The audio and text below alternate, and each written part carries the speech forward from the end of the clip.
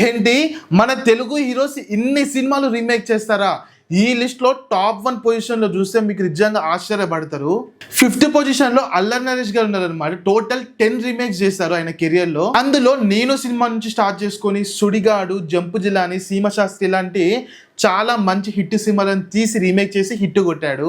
4th position లో బాలకృష్ణ గారు ఉన్నారనమాట. టోటల్ గా 12 మూవీస్ రీమేక్ చేశారు అండ్ దాంట్లో 2 ఇండస్ట్రీ హిట్స్ కూడా ఉన్నాయి. 3rd పొజిషన్ లో నాగార్జున గారు ఉన్నారనమాట. ఆయన తీసిన డెబ్యూ సినిమా విక్రమ్ నుండి స్టార్ట్ చేసుకొని చంద్రలేఖ, నువ్వొస్తావని, ఊపిరి లాంటి కొన్ని మంచి మంచి సినిమాలను తీసి హిట్ కొట్టాడు. 2nd పొజిషన్ లో చిరంజీవి గారు టోటల్ 19 మూవీస్ రీమేక్ చేశారనమాట.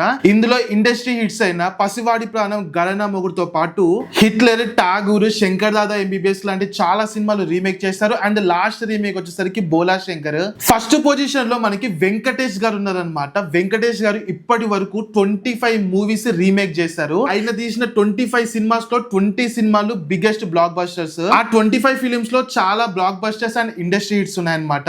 లైక్ చూసుకుంటే చంటి గాని, సుందరకాండ, ఇంట్లో ఇల్లాలు, ఒంటింట్లో ప్రియురాలు, దీంతో పాటు సూర్యవంశం, ఘర్షణ అండ్ దృశ్యం లాంటి మంచి మంచి హిట్స్ కొట్టారు.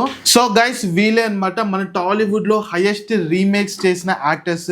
వీడియో నచ్చిందా ఖచ్చితంగా లైక్ చేయండి. నచ్చలేదా, ఎందుకు నచ్చలేదో కామెంట్ చేయడానికి ట్రై చేయండి, నేను మార్చుకోవడానికి ట్రై చేస్తా. అండ్ ఇలాంటి ఎన్నో వీడియోస్ కోసం మన పేజ్ ని ఇప్పుడే ఫాలో కొట్టేసేయండి.